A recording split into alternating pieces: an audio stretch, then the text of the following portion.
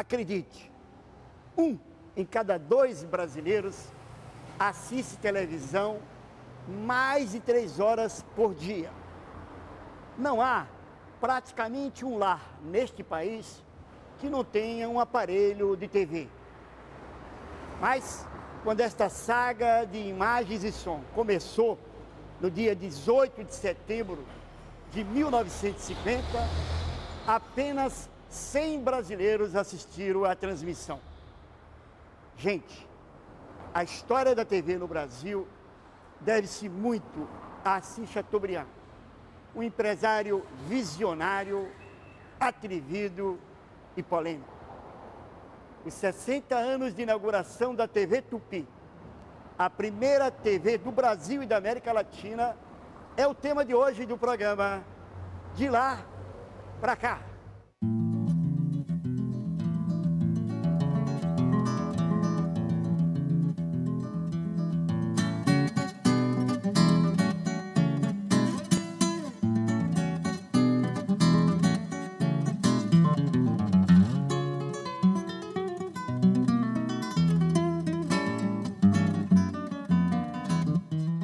Em 1950, quando a TV Tupi é inaugurada, existiam em São Paulo menos de 200 aparelhos de televisão e a programação durava 2 horas.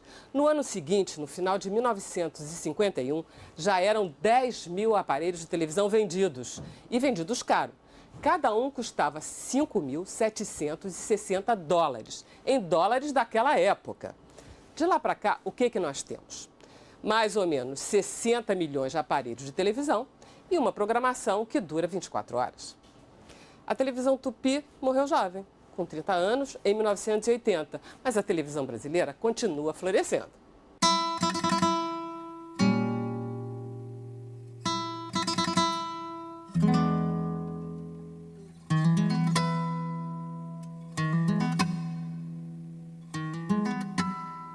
O jornalista e escritor Fernando Moraes é autor da biografia do Assis Chateaubriand, que é o fundador da primeira televisão no Brasil, que é a TV Tupi de São Paulo, que foi inaugurada em 18 de setembro de 1950.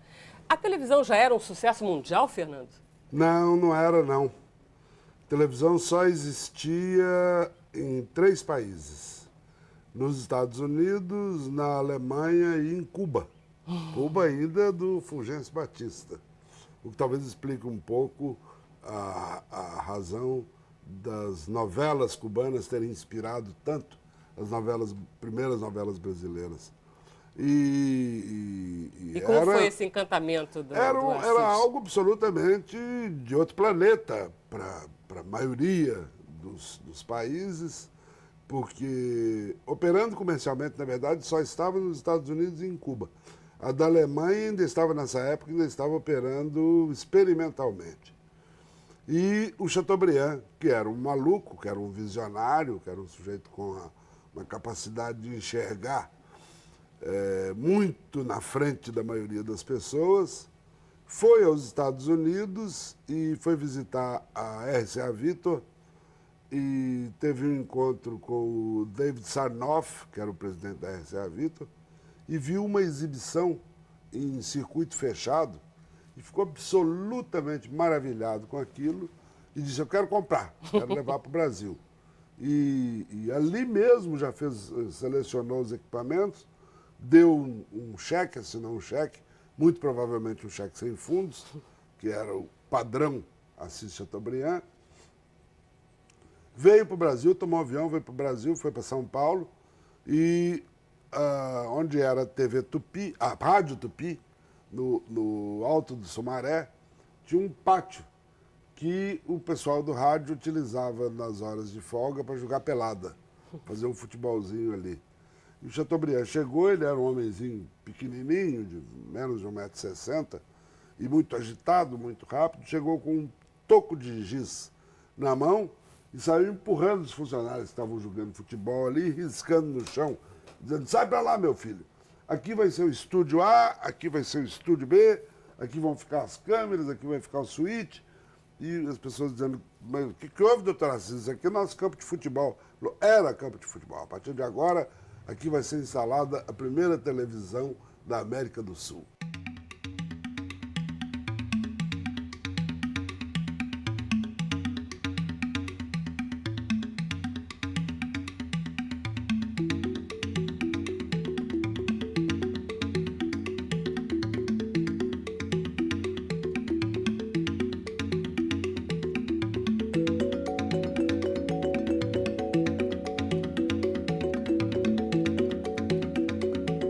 Nelson Ronef é um amigo, um colega, um grande estudioso da televisão brasileira, um realizador, importante realizador da nossa televisão.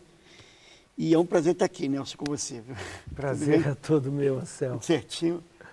Nelson, fala do nascimento da Tupi, enfim, do nascimento da televisão no Brasil e na América Latina, no caso, né? A TV Tupi nasce com a função de ser a primeira emissora do Brasil, a primeira emissora latino-americana, seguindo um modelo de negócios que tinha sido implantado nos Estados Unidos em 41 e seguindo naturalmente o modelo estético, narrativo vigente na época, que era da televisão ao vivo, né? Televisão em tempo real, ao vivo. A gente sabe que o videotape só vai aparecer no início dos anos 60 e a TV Tupi se torna a grande escola da televisão brasileira. Fidel Castro, valoroso líder revolucionário de Cuba, apareceu no aeroporto a fim de recepcionar a comitiva de brasileiros em visita à sua terra, agora liberta do jugo ditatorial de Batista. Jânio e Fidel falaram às rádios de Cuba. Manteve ainda o líder cubano animado bate-papo com elementos da comitiva nacional. Estamos aqui no antigo cassino da Urca, onde funcionou durante muitos anos o Canal 6, a TV Tupi, e ao meu lado um dos pioneiros da TV Tupi e autor de um livro, Era uma Vez a Televisão, João Loureiro. Tudo bem, João? Tudo bom? Prazer estar aqui também. Prazer enorme. Então, prazer. Ô, João, você fala que você é da época da TV a lenha. Por que TV a lenha?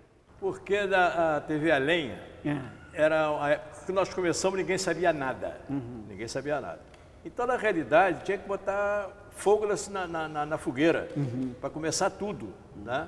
Então, no tempo que não tinha videotape, que não tinha internet, não tinha nada. Nós começamos a fazer tudo. O Pernambuco de Oliveira, que foi o primeiro cenógrafo da Tupi, ele tinha um grande problema, que ele não sabia como é que ele ia pintar os cenários. Ele não sabia se era marrom, se era cinza, não sabia o que fazer dessa coisa. Você, para representar, por exemplo, se você tinha que fazer um movimento assim, não podia, porque dava um delay, aí não dava. Então você tinha que representar quase que estático. Então começou tudo, né? Quer dizer, antes do gás era lenha. Então, então eu passei a chamar no tempo da TV a lenha, né? Porque realmente era isso. Era uma batalha.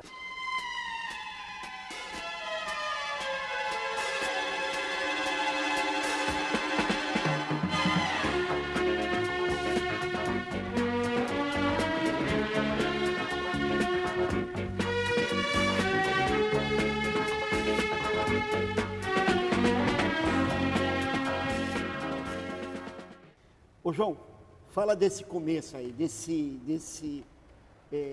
da ousadia do Chateaubriand, enfim, como é que foi formando, enfim, como é que foi nascendo, né? O Chateau foi aquele negócio, ele resolveu comprar o equipamento, né? E comprou tudo naquela coisa da época, quer dizer, para pagar quando recebesse, né? E lançou a televisão e veio tudo, né? Lima Duarte, essa turma toda, eles foram para o Porto de Santos receber o primeiro equipamento, né? A Hebe diz que se emocionou muito, que ela passou a mão nos caixotes que trazia o primeiro equipamento da televisão. No dia que chegam aqui no Porto de Santos os equipamentos, ele era muito festeiro, ele gostava de fazer as coisas muito retumbantes. Então, os caminhões sobem com os equipamentos para São Paulo, com faixas do lado. Quando chegam no fim da Via Anchieta, tem banda de música e carro de bombeiros para acompanhar a caravana de carretas que estava levando os equipamentos até São Paulo.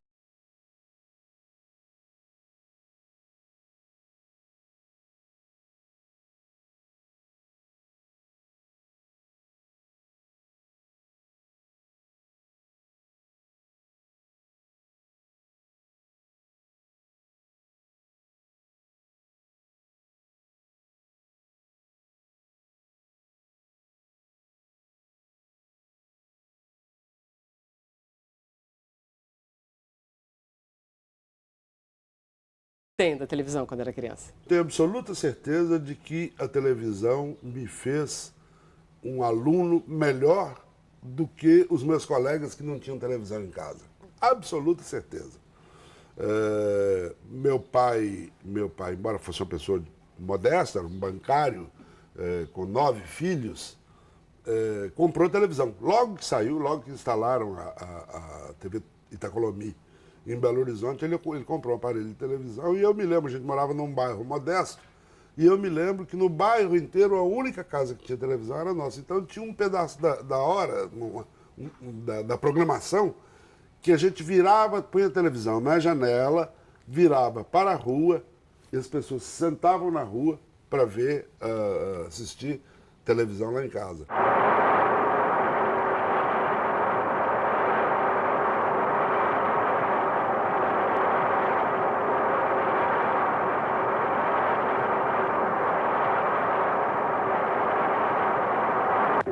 O ponto alto do carnaval infantil foi o baile à fantasia do Palácio Itaboraí, oferecido pela netinha do presidente da República.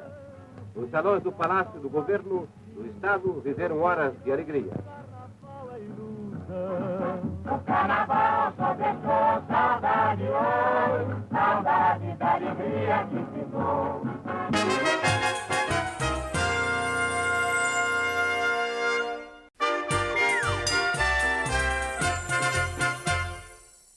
Dona Vera, o que é que estamos fazendo aqui? Na Rádio Tupi? Exatamente. Foi aqui que tudo começou, Anselmo. O Assis Chateaubriand veio para cá, pegou os técnicos, pegou os diretores, pegou os atores, pegou os programas. As novelas. Isso. E foi o maior sucesso. Aliás, eu acho que é extraordinário isso que o Brasil tem. Até hoje é assim.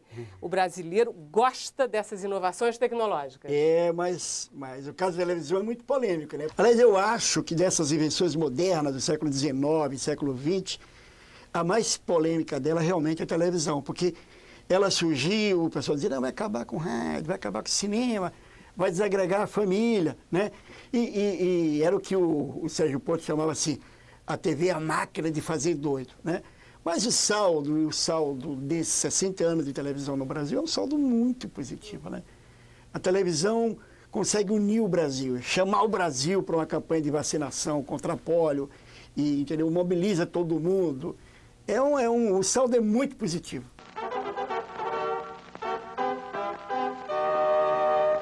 Boa noite, amigos. O domingo vai ser marcado por instabilidade do tempo, segundo o escritório de meteorologia. O tempo bom com nebulosidade ao início passará instável. Hoje, na Guanabara, os termômetros assinalaram a temperatura máxima de 32,5 graus no Engenho de Dentro e a mínima de 17,5 graus em Santa Teresa. Eva Vilma entrou para a TV Tupi em 1953 e só saiu no final, em 1980. Agora, Alô Doçura, ninguém esquece. Elva, como é que começou essa história? Eu comecei a trabalhar em televisão pelo chamado do Cassiano Gabus Mendes, né? O primeiro diretor artístico da televisão na América Latina, inclusive, quando inaugurou em 50, né? 18 de setembro de 50. Como é que era a programação da TV nessa época? Olha, eu me lembro do telejornalismo ao vivo, né? E uma coisa que me dava muito prazer era o teleteatro ao vivo, que logo em 54 já comecei a fazer vários teleteatro ao vivo. Ou seja, tanto os programas, o seriado como a Alô Doçura ou o teleteatro, a gente ensaiava muito à tarde. Porque ia ao ar à noite ao vivo, né? Então aconteciam coisas fabulosas, assim. Eu adoro contar a do Lima Duarte, não sei se ele já contou, mas essa é famosa, porque ele estava fazendo um teleteatro de cangaceiro E no final ele tinha que matar o vilão com a peixeira do cangaceiro. E quando chegou a hora H, ele pôs a mão assim, o contra-regra, e ele tinha esquecido a peixeira. Ele começou a fazer a hora, improvisar, até sentir que a câmera estava chegando no close. Quando a câmera se percebeu que chegou no close, porque a gente ouvia até um pouco a voz do diretor de câmera lá no switcher, não é? A gente ouvia, vai nele, corta para lá. E a câmera fazia barulho para o corte. Quando ele sentiu que já estava mais no close, ele falou, morre, cabra da peste, com uma dedada.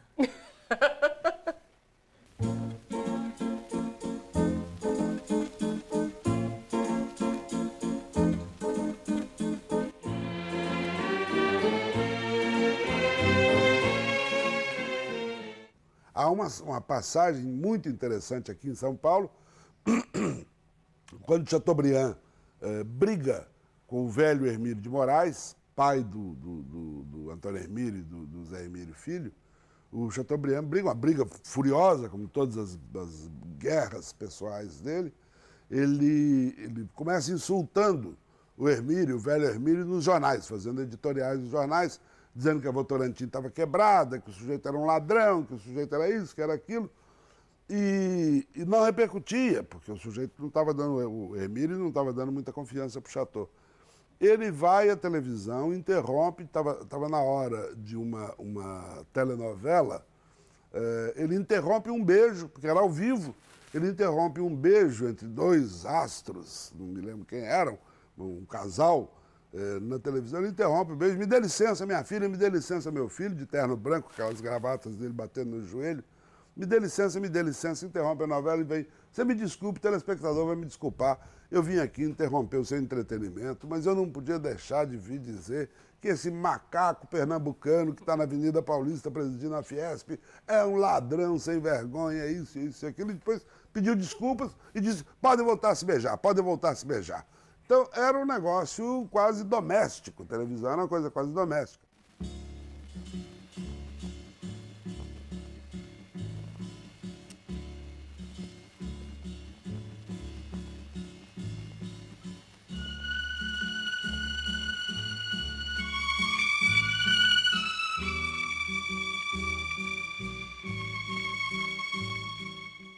Como é que era o clima dessas pessoas que trabalhavam nessa televisão que estava começando? Não tinha nem televisão em casa das pessoas? Pois é, era super artesanal. Só o fato da gente ter que ensaiar muito, porque ao vivo, né, aconteciam mil coisas, a gente punha, em São Paulo chamava cola, aqui chamava dália, né? Quando tinha uns bife é quando um monólogo muito grande, a gente, para se garantir, punha atrás do móvel assim, o texto, para na hora dar uma olhadinha, para não correr o risco de... né? Começaram a fazer novela, né? E a novela ia toda terça, quinta e sábado, no horário especial, parece que era 8 horas por aí, né? Porque tinha que montar cenário, tinha que fazer aquilo tudo, você não tinha externa, não tinha caminhão de externa. Você vai fazer, por exemplo, uma cena no mato, a contra-rega saía desesperada, derrubando árvore, cortando mato, para montar aquela coisa fictícia, mas que o pessoal adorava e acreditava naquilo, né? Eu me lembrava de assistir o Chacrinha na Tupi e a gente vê aquela coisa toda muito verdadeira, muito autêntica da Tupi, muito... Ao vivo ali. O ao vivo ali, muito diferente da pasteurização que se segue... mas no final da vida. Depois disso, né? Você pensa que Chacrinha é bobo? Chacrinha não é bobo, não. Chacrinha é seu amigo. Chacrinha é seu irmão. Você pensa que Chacrinha é bobo? Chacrinha não é bobo, não. Chacrinha é seu amigo. Chacrinha é seu irmão. Eu me lembro bem, em 71, da novela Meu Pé de Laranja Lima, um grande sucesso, no livro do Zé Mauro de Vasconcelos, e eu tinha que fazer a vilã, a Jandira. Eu tinha lido o livro, reli, a única função da minha personagem era bater no herói, a criança, bater na criança, o irmão menor. Eu era uma irmã mais velha. Mas eu me lembro que eu caprichei muito nos motivos pelos quais a Jandira fazia e tudo aquilo, e a novela foi tendo muito sucesso, e não era simultâneo.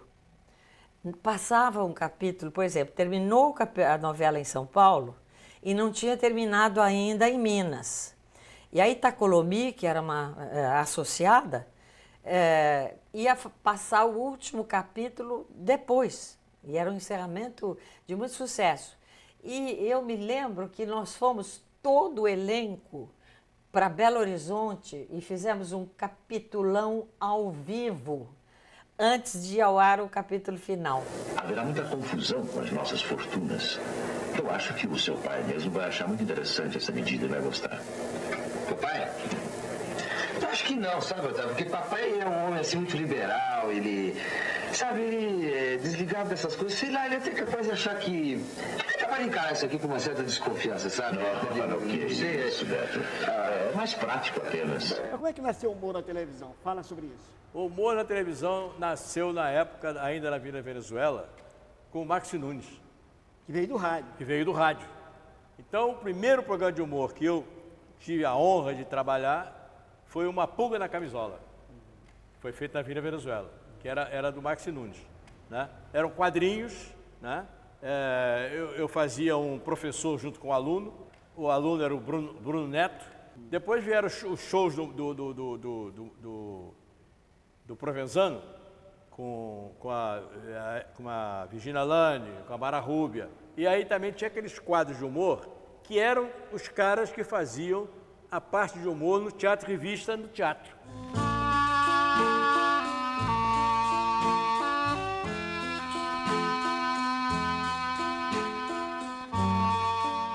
Mas a televisão Tupi era o máximo e ela ficou o máximo durante muito tempo? Durante muito tempo, até o surgimento da TV Globo, porque a hegemonia da Tupi e dos diários associados como um todo começa a acabar quando Chateaubriand, no começo dos anos 60, Chateaubriand tem uma trombose cerebral violenta e que o deixa tetraplégico. Ele continua consciente, absolutamente consciente, entende tudo, não consegue falar e não consegue mais se mover. Ele está com os braços e as pernas paralisados e, na verdade, o império era ele. Foi muito difícil o término da TV Tupi? Foi muito complicado? Olha, eu estava... A Tupi, eu não sabia direito o que estava acontecendo, a coisa começava a degringolar, mas o Carlos Zara, que já era diretor artístico, tinha ido para o Nordeste, eu tenho até hoje uma adaga de lá, porque ele planejou uma novela nordestina, de cangaceiro. Eu ia fazer uma cangaceira, já estava fazendo cenas no cavalo. E as gravações foram parando e a novela ficou interminada, enfim.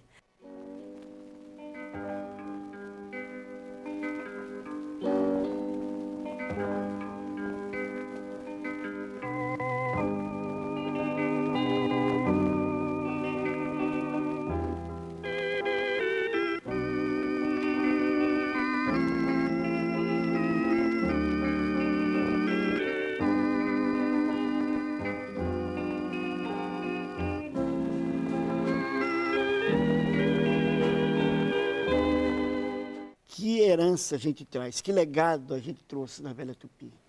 A Tupi é a grande escola para o bem ou para o mal da televisão brasileira, né? Quer dizer, todo esse improviso, toda essa... Até hoje a televisão é repleta de perplexidades, né?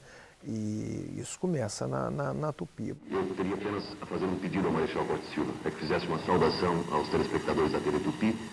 Copacabana, a expressão máxima em praia no mundo.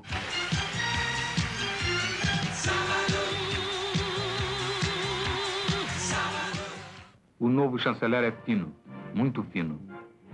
Chanceler, o único fino que satisfaz. Estamos apresentando Hebe, Agora nós estamos na rede. Na rede. É. Rede Tupi de televisão. Em cor. Olha, hoje nós devemos estar lindas, né? Ih, menina, eu vou ter tanta cor pra ver. Diz que ela em cor.